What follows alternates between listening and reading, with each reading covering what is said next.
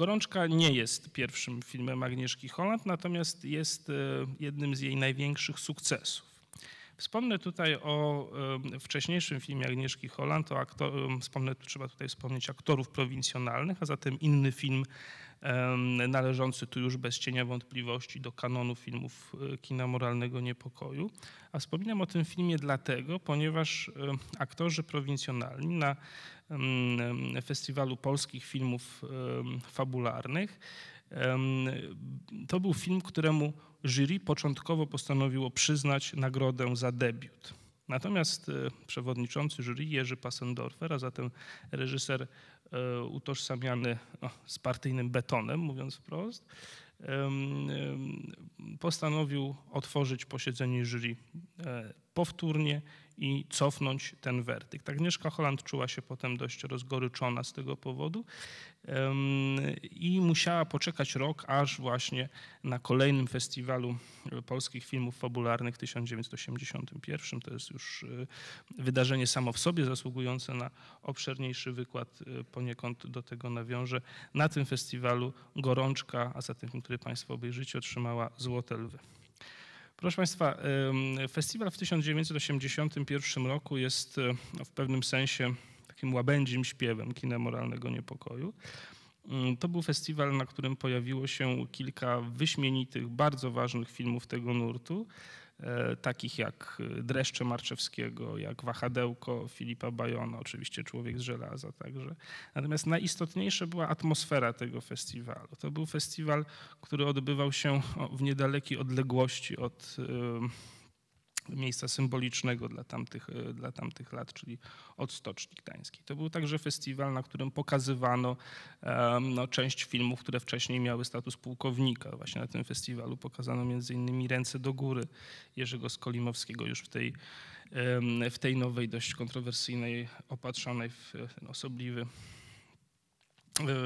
dodatek, bo jeszcze nie ten pełny prolog wersja, ale to już była inna wersja, nie ta oryginalna z 1968 roku. W każdym razie był to festiwal, na którym, jak donoszą rozmaite relacje, rozmaite wspomnienia z tego czasu, faktycznie tętniło życie artystyczne, rozumiane także jako życie artystyczne będące swego rodzaju deklaracją światopoglądową, deklaracją polityczną. Festiwal odwiedził także między innymi Lech Wałęsa. Jest bardzo ciekawe wspomnienie, że wówczas za Lechem Wałęsą utworzono taki swoisty korowód reżyserów. Jedynym, który stanął z boku i nie chciał uczestniczyć w tym wydarzeniu, był Krzysztof Kieślowski. Zresztą także spokój Krzysztofa Kieślowskiego pokazywano na tym festiwalu w 1981 roku. Zatem Gorączka była filmem, który w szczególny sposób był związany z wydarzeniami tak zwanego Karnawału Solidarności roku 1980 i 1981.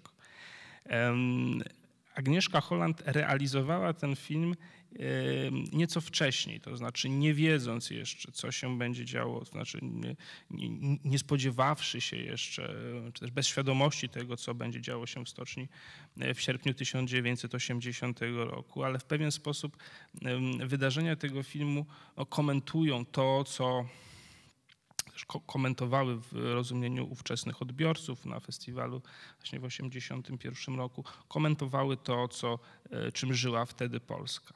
Oglądając ten film, zwróćcie Państwo uwagę właśnie na te aspekty filmu, to znaczy między innymi na sceny, które w sposób taki najbardziej skrajny dotyczą kwestii politycznych, dotyczą kwestii, między innymi mamy tam scenę strajku robotniczego. Proszę Państwa, ponieważ duża część widowni to pokolenie, dla którego 1980 rok, nie mówiąc o wydarzeniach 1905, o których opowiada Gorączka, to już bardzo dawna prehistoria. Pozwólcie mi Państwo króciutko opowiedzieć w zasadzie o czym ten film jest, ale nie streszczając fabułę, natomiast rzutując niejako tło historyczne. To wydaje mi się będzie dla Państwa, dla zrozumienia tego filmu niezmiernie istotne. Proszę Państwa, wydarzenia tego filmu rozgrywają się na początku XX wieku. Takim centrum wydarzeń jest rewolucja 1905 roku. Część akcji tego filmu rozgrywa się w Łodzi, o czym wspominam także dlatego, ponieważ sam jestem łodzianinem, chociaż w filmie nie jest to powiedziane wprost. To jest istotne o tyle, że właśnie w Łodzi, w łódzkich fabrykach te wydarzenia rewolucji 1905 i późniejsze były szczególnie istotne. Proszę Państwa, film opowiada o ruchu rewolucyjnym. Państwu to, jak sądzę, zbyt wiele nie mówi, chyba za wyjątkiem tych z Państwa, dla których historia jest prawdziwą pasją. Mając doświadczenia dydaktyczne, wiem także, że studenci, nie mówię o licealistach, a właśnie o studentach, bardzo często na hasło rewolucja mają na myśli wyłącznie jedną rewolucję październikową, którą mylą z wszystkimi innymi rewolucjami. To nie jest film o rewolucji październikowej, to jest film o rewolucji 1905 roku. To jest tutaj istotna informacja, na którą należy postawić kropkę. Proszę Państwa, ten film opowiada o działaczach PPS-u, Polskiej Partii Socjalistycznej, i w jednym z wątków filmu, w drugiej części, pojawia się taka oto informacja, iż w PPS-ie został dokonany rozłam.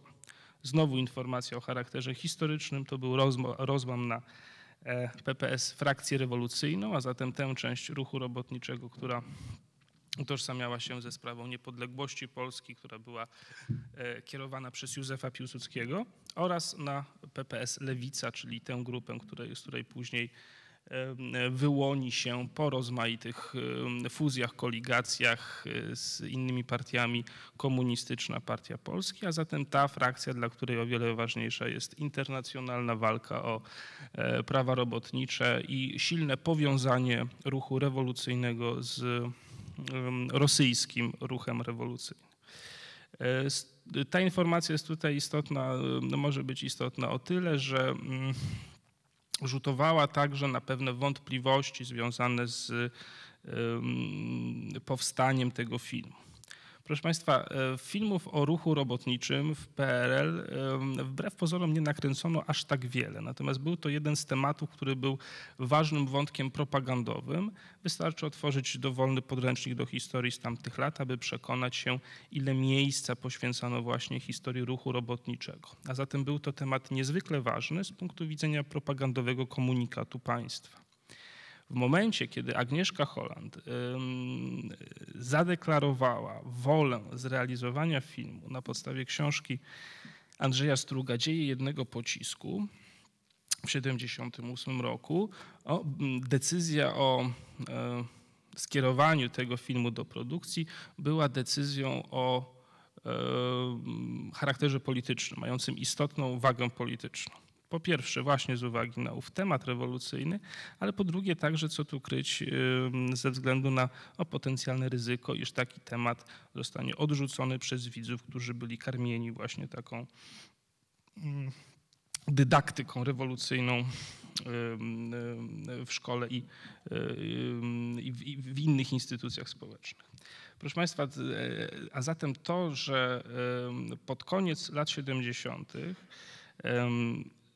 temat walki rewolucyjnej 1905 roku, temat PPS-u zostaje podjęty, to nie był temat neutralny politycznie. Oczywiście bardzo wiele filmów moralnego niepokoju podejmowało, większość filmów moralnego niepokoju podejmowało tematy z punktu widzenia interesów ówczesnej władzy kontrowersyjne. Natomiast w przypadku tematów historycznych ten filtr polityczny, instytucjonalny był niezmiernie istotny. A zatem warto tutaj wiedzieć właśnie o takim kontekście powstania tego filmu. Proszę Państwa, Dzieje jednego pocisku, a zatem książka, na podstawie której została nakręcona Gorączka, to jest książka, której tytuł, jak sądzę, niewiele Państwu mówi. To kiedyś była lektura szkolna, dzisiaj uchodzi za taką literaturoznawczą ramotę, której nikt nie czyta. Ja przyznam, że zadałem sobie trud przeczytania tej książki. Jest to powieść, aczkolwiek powieść skomponowana w sposób bardzo luźny. Sam Andrzej Strug zresztą unikał słowa powieść, mówiąc o dziejach jednego pocisku, wzbraniał się przed nazywaniem tego powieścią i faktycznie tworzył to jako cykl nowel. I ta epizodyczna struktura w dziejach jednego pocisku Struga jest widoczna. Do pewnego stopnia widoczna jest także w filmie, do którego scenariusz napisał Krzysztof Teodor Teplitz. Powiedziałbym, że jest to jeden z najciekawszych przykładów tego, jak z takiego bardzo rozległego materiału epickiego, wielowątkowego, z dużą ilością bohaterów, stworzyć film w miarę spójny fabularnie. Mówię w miarę, ponieważ w tym filmie ewidentny jest rozpad na dwie części. Za chwilę do tego wątku wrócę. W każdym razie, mówiąc o Andrzeju Strugu, trzeba by tutaj wspomnieć o kilku istotnych różnicach dramaturgicznych w rozłożeniu akcentów. Otóż Dzieje jednego pocisku, jak sam tytuł wskazuje, to opowieść, w której poszczególne wątki są powiązane przez rekwizyt, czyli tytułowy pocisk, tytułową bombę. To jest tutaj najważniejszy przedmiot funkcjonujący troszkę jak taki hitchcockowski MacGuffin, to znaczy tak dokładnie nie wiemy, jak ta bomba jest skonstruowana, co ona ma znaczyć, do kogo ona jest skierowana. To ma pozostać właśnie tutaj przedmiotem ciekawości widza. Zarówno w filmie, jak i w książce Struga. W książce jest to o wiele bardziej widoczne, o wiele bardziej zaakcentowane. Owa bomba przechodzi z rąk do rąk i w ten sposób staje się takim katalizatorem prezentacji rozmaitych postaw społecznych Polaków i nie tylko na początku XX wieku. Oglądając film, miejcie Państwo świadomość tego, iż u Struga kilka postaci zostało zaakcentowanych wyraźniej. Mówię o tym dlatego, ponieważ sam od pewnego czasu zajmuję się kwestiami związanymi ze scenariopisarstwem i przyznam, że zapoznając się z dziejami jednego pocisku oraz porównując to z Gorączką, miałem świadomość olbrzymiej pracy, jaką Krzysztof Teodor Teplitz musiał wykonać w takim chirurgicznym rozerwaniu tej powieści na strzępy, a następnie w miarę precyzyjnym zszyciu jej tak, żeby powstała z tego interesująca historia. Sama książka Struga, jak wspomniałem, jest niezwykle rozbudowana fabularnie. Poszczególne rozdziały opowiadają najczęściej o całkowicie nowych postaciach, tylko kilka postaci powraca w 2 czy 3 rozdziałach, natomiast nie można mówić o kimś takim jak bohater, jak główny bohater, jak protagonista, postać wiodąca. W gruncie rzeczy wszyscy bohaterowie u Struga mają charakter epizodyczny. Natomiast kilka postaci zaakcentował Strug w sposób bardziej dosadny niż uczynił to Teplitz, a później na podstawie jego scenariusza Holland. Proszę Państwa, w filmie Holland w pierwszej sekwencji zobaczycie Państwo taką sytuację inicjującą, gdy do mieszkania pewnego chemika przychodzi młoda dziewczyna, która ma być pośredniczką, ma wynieść bombę i przekazać ją innym swoim towarzyszom. U Struga ta postać chemika jest ciekawiej zarysowana. W gruncie rzeczy cały rozdział jest poświęcony tej postaci chemika. Jest taki samotnik, który niemal zapomniał ojczystego języka, który poświęca się właśnie dla tej narodowo-wyzwoleńczej sprawy. Natomiast w filmie w zasadzie on się pojawia tylko w jednej scenie. Postacią, która u Struga została również bardziej rozwinięta niż u Holland i Teplitza, jest lekarz psychiatra. Nie będę Państwu zdradzał, w jakich konfiguracjach te postaci się tutaj pojawiają, ale miejcie Państwo tego świadomość, że u Struga to jest postać ciekawsza.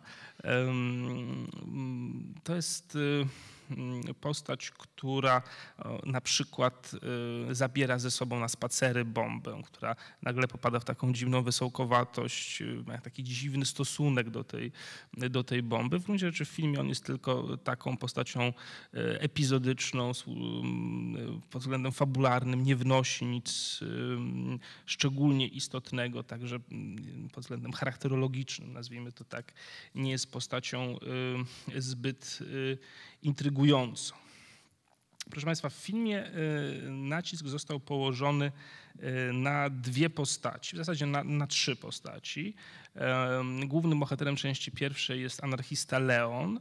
W pewien sposób sekunduje mu niejaki Kamil, to jest człowiek pomiędzy, to są bohaterowie, pomiędzy którymi następuje tarcie. Mamy tutaj także taki wątek melodramatyczny, miłosny, który u Struga jest w gruncie rzeczy ledwie zasygnalizowany paroma zdaniami. Natomiast w drugiej części filmu mamy dwie postaci. Postać rewolucjonisty ze wsi, który szuka kontaktu po rozwiązaniu jego organizacji i trafia do dużego miasta, gdzie spotyka w więzieniu anarchistę. I to jest postać, która w gruncie rzeczy wyrasta na głównego bohatera drugiej części filmu Holland. Można by powiedzieć, że ta niekompatybilność obu części w gruncie rzeczy byłaby jakimś rodzajem porażki scenarzysty. Natomiast uwierzcie mi Państwo, po lekturze Dziejów jednego pocisku, no chylę czoła przed tym, co zrobił Teplitz, bo rzeczywiście z tak obszernego i rozchełstanego pod względem fabularnym materiału udało mu się zrobić rzecz niezwykle ciekawą. Proszę Państwa, wspomniałem tutaj o anarchiście, który w drugiej części filmu Holland wyrasta w zasadzie głównego bohatera.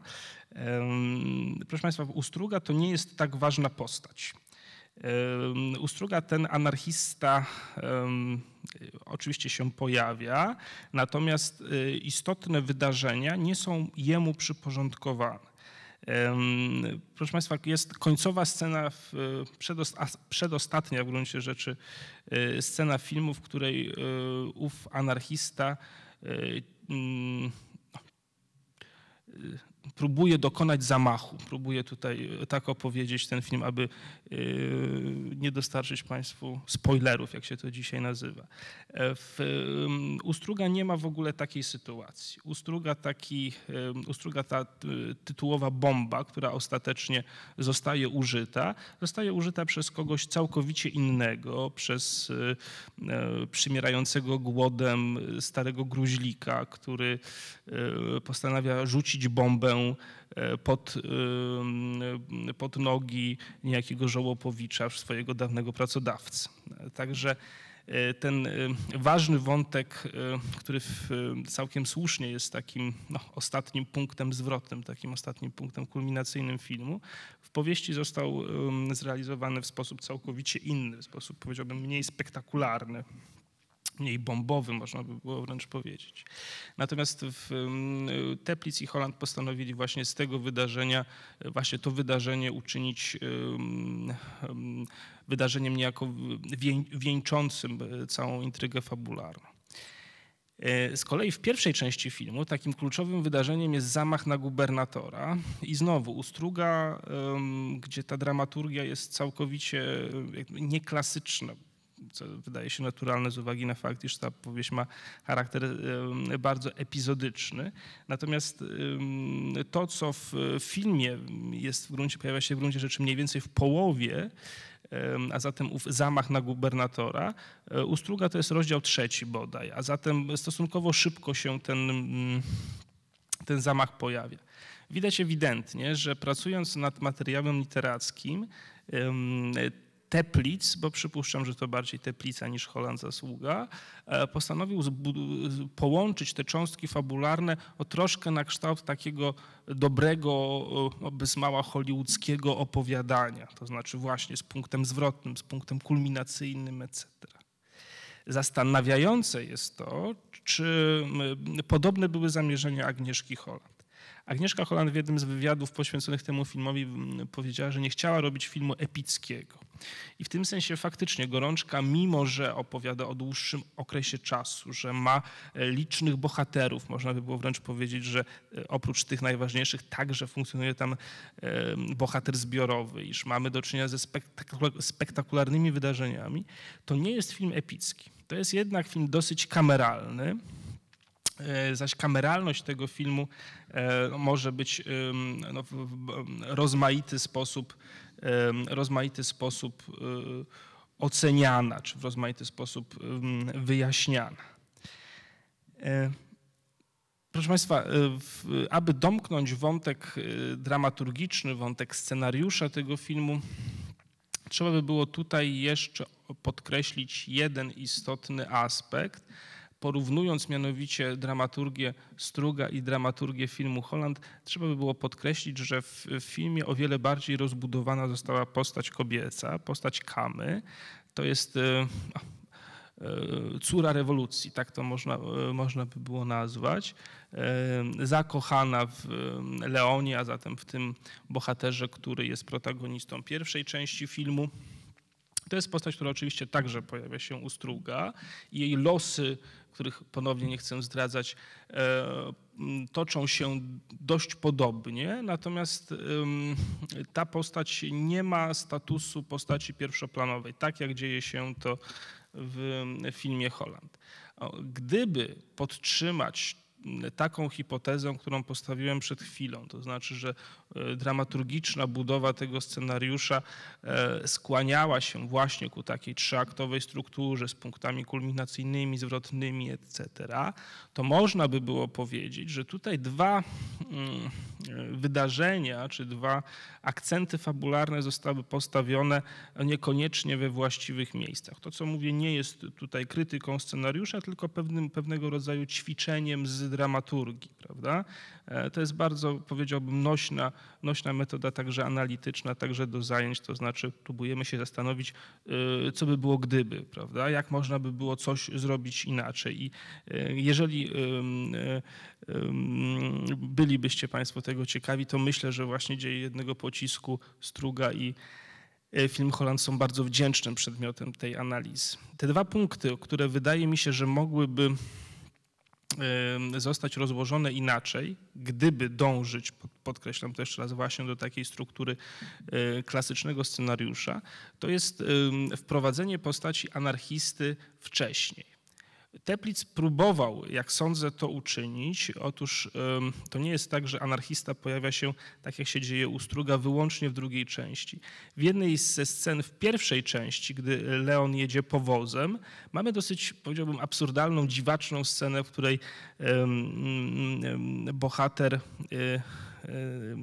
w tej dorożce jest mijany przez grupę żołnierzy z ochrany, którzy transportują kilku więźniów. Jednym z tych więźniów, który zresztą prosi bohatera o papierosa, mamy taki rekwizyt, papierośnica. Jednym z tych bohaterów jest właśnie, z tych uwięzionych jest właśnie ów anarchista, który się pojawia w drugiej części filmu. Zatem on został w pewien sposób awizowany w tej pierwszej części, natomiast dla widzów, którzy oczekiwaliby właśnie takiej bardzo spójnej dramaturgii, może to być niewystarczające. To znaczy widz przez dłuższy czas zastanawia się, kim była ta postać, czemu ona została wprowadzona i dopiero post factum dowiaduje się, kim ona jest. Natomiast drugi wątek jest związany właśnie z Kamą. Otóż zazwyczaj jest tak, że ważna postać pierwszoplanowa istnieje w dramaturgii filmu przez cały czas jego trwania. Natomiast tutaj postać Kamy w pewnej chwili zostaje usunięta z tego dramaturgicznego horyzontu. Ten wątek zostaje domknięty. Natomiast później wkraczamy jak gdyby w całkowicie nową historię, w całkowicie nowy film i stąd właśnie takie wrażenie